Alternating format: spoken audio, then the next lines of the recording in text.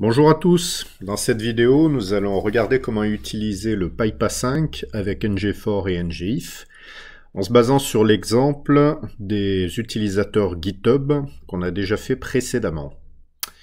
Donc pour ça j'ai créé un projet Angular dans lequel j'ai créé un service dans lequel j'ai plus ou moins recopié ce qu'on avait fait avec les observables. Je l'ai un tout petit peu modifié pour pouvoir publier non seulement les utilisateurs à afficher, puisque je rappelle que là on va avoir un petit service pour tirer des utilisateurs au sort, on va les afficher et puis on pourra les retirer de la liste et on les affiche 5 par 5. Donc on avait un observable qui nous permettait d'afficher les 5 utilisateurs qu'on voulait.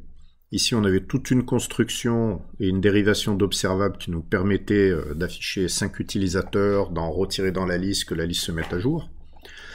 Et puis, pour les besoins là, de la démonstration, je raffiche ici, je publie un observable des utilisateurs dont on a demandé à ce qu'ils soient retirés de la liste. Ça me permettra d'écrire plus de choses dans ma vue. Donc ça, c'est mon service. Mon service est utilisé par un composant Angular. Ici, c'est une application simple, il n'y a que le composant racine. Dans mon composant racine, je sais que je vais avoir besoin de mes deux observables. Donc je déclare deux attributs, userOps et deletedUserOps. J'exprime une dépendance à mon service GitHub API Service que j'ai défini. L'injecteur de dépendance sera chargé de me fournir ce service. J'affecte ensuite tout simplement mes attributs là que j'ai définis aux observables qui sont fournis par le service. Je conserve ma méthode refresh qui va appeler refresh dans le service. C'est ce qui va aller faire une requête sur l'API GitHub.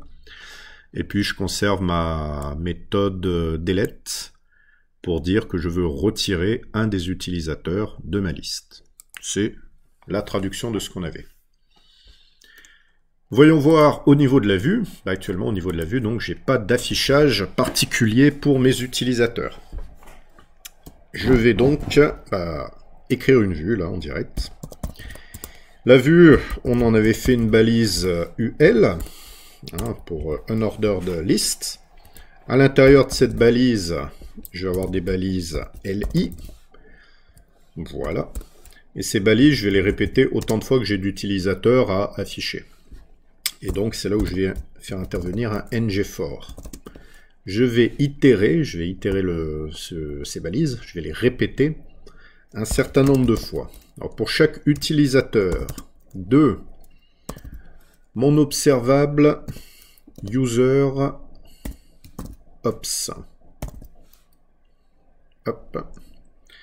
Alors, userOps, c'est un observable. Là, c'est ce qu'il vous dit, là. C'est un observable de data user, c'est pas quelque chose qui est itérable. Donc là, vous avez une erreur si vous avez ça. Nous, ce qu'on veut, c'est pas itérer sur l'observable, mais sur les valeurs produites par l'observable. C'est là qu'entre en jeu le pipe A5. Je rajoute un pipe A5. En rajoutant ce pipe A5, ici, cette fois, je peux itérer. Puisque mon observable me produit un tableau d'utilisateurs. Une fois que j'ai ce tableau, je vais pouvoir afficher le login de mon utilisateur. Voilà, on complète bien. Et puis, on avait dit qu'on affichait un petit bouton pour pouvoir le retirer. Donc là, hop, vous essayez éventuellement de le faire avec moi. Mon bouton, il va s'appeler, je sais plus, del. Voilà. Si on clique dessus, ça veut dire qu'on veut retirer delete l'utilisateur U. Voilà. On vérifie. Je rafraîchis. Ça va me chercher les données. Ça me les affiche ici. Je retire un élément. Je retire. C'est remplacé. Voilà, tout est bien puisque j'ai exprimé que mon ngFor se dérouler sur UserOps, et UserOps va publier des nouvelles listes d'utilisateurs à chaque fois là que je fais soit rafraîchir, soit delete. Hop. Et c'est bien ce qui se produit. L'abonnement est fait au niveau de la vue, le désabonnement sera fait au niveau de la vue. Bon, ici, il n'y a pas de désabonnement puisque c'est le composant racine, donc il est toujours affiché. Mais ça fonctionne bien comme ça. Alors, qu'est-ce qu'on peut faire? On peut rajouter quelques éléments, puisque vous voyez qu'ici, ça va être facile à faire. Hein. Là, par exemple, je vais simplement dire que j'ai affaire à la liste des utilisateurs. Ici, je pourrais rajouter la liste des utilisateurs que j'ai retirés. H3. Pardon. Les utilisateurs que j'ai retirés. Hop. Alors, comment j'affiche les utilisateurs que j'ai retirés? Je vais pouvoir faire exactement de la même façon en itérant sur delete, comment il s'appelait, observable, UserOps, non, j'ai oublié comment il s'appelait, deleted UserOps, oui c'était bien avec deleted user, attendez, pourquoi il me l'affiche pas, read only, je sais pas, peut-être parce que je l'ai pas déclaré public. C'est peut-être pour ça qu'il n'est pas content. Enfin, qu'il ne me le propose pas. Eh ben non. Hop, allez, deleted user ops. Voilà, il me le propose finalement. Les utilisateurs que j'ai retirés. Alors au début, j'en ai pas. Et d'ailleurs, c'est un petit peu embêtant d'afficher ça, hein, pour le titre. Ici, ce qu'on pourrait faire, c'est dire, on va conditionner tout ça au fait qu'on a déjà des utilisateurs. Par exemple, j'ai une liste d'utilisateurs, ici je ne l'ai pas rafraîchi, on pourrait faire un texte différent dans un cas ou dans l'autre. On va voir comment on fait des textes différents. Une première option, ça serait de dire j'ai toujours un titre, mais je vais changer sa valeur en fonction de user observable. Je mets mon pipe à 5. Ici, par exemple, je vais dire que je m'abonne à ça, que je récupère user ops.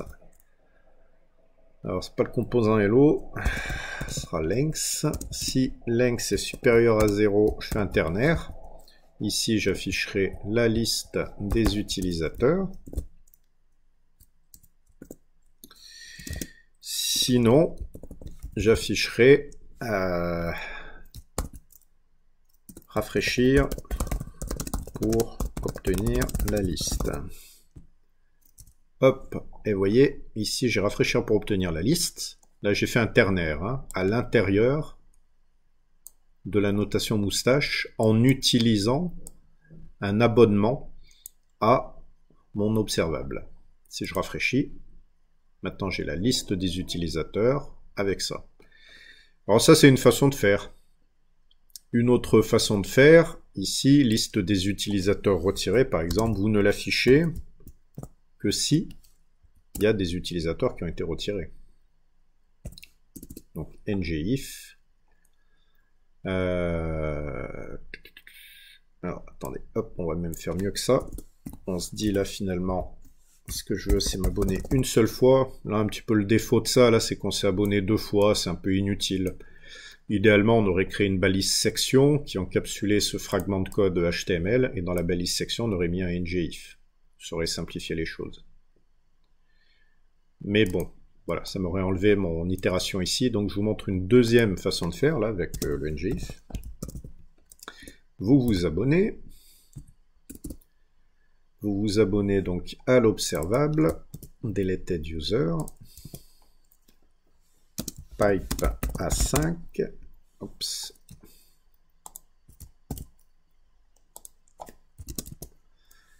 As, vous lui donnez un nom, deleted user list,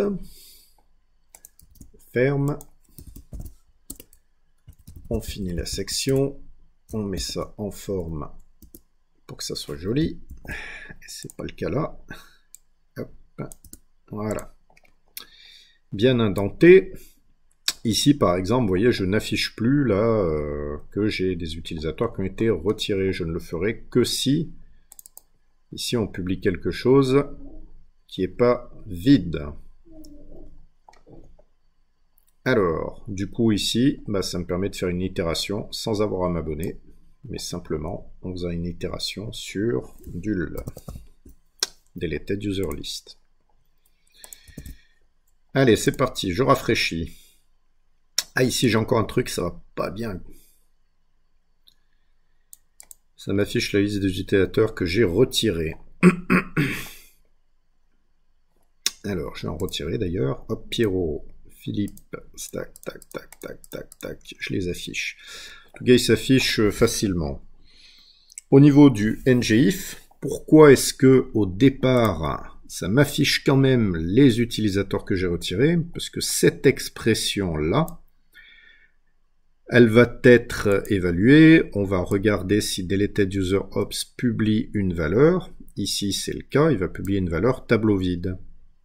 Tableau vide n'est pas quelque chose qui est évalué à faux. Tableau vide est quelque chose qui est évalué à vrai. Et ça explique pourquoi, du coup, vous allez avoir cet affichage-là. Alors, si on veut être un peu propre, ici, bah, je rajoute un ngIf, hein, puisque finalement, c'est mon titre, là, qui va être rajouté. Moi, j'ai envie de pas le rajouter, ou de le rajouter que si ma liste n'est pas vide. Et donc, là, je pourrais juste dire, si dul.length est supérieur à 0. Ça me fait un deuxième ngIf classique, enfin pas, c'est-à-dire sans observable. Et ça me permet bah, ici d'avoir un affichage un petit peu plus propre. Alors vous voyez, peut-être, mais l'avantage là, c'est que je ne travaille depuis tout à l'heure que dans la vue. J'ai établi mes bindings dans la vue, j'ai tout ce qu'il me faut pour écrire ma vue, et je me concentre en fait sur qu'est-ce que je dois afficher dans ma vue. Contrairement au modèle MVP qu'on a fait tout à l'heure, où si j'avais voulu faire la même chose, j'aurais été obligé de me cogner la manipulation du DOM au niveau de la vue modèle. Ici, c'est pas le cas. La vue modèle, elle fait qu'exposer des observables, hein, dans ce cas-là.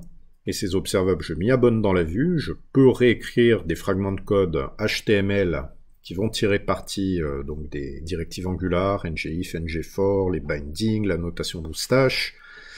Et avec ça, je peux me concentrer en fait sur la partie essentielle. Une fois que j'ai bien fait mon modèle, une fois que j'ai défini un petit peu l'interface de données que je devais avoir au niveau de ma vue modèle, je peux me concentrer sur la vue. Ça, c'est quand même un très gros avantage. Voilà. Et puis le fait là d'avoir fait les abonnements au niveau de la vue, ça veut dire que j'ai pas besoin de me poser le problème du désabonnement, hein, ou des fuites mémoire qui pourraient se produire. Tout ça, ça sera géré par Angular. Voilà, ça termine cette petite démonstration. N'hésitez pas à jouer avec l'exemple que je vous fournis, à essayer des choses et à en discuter.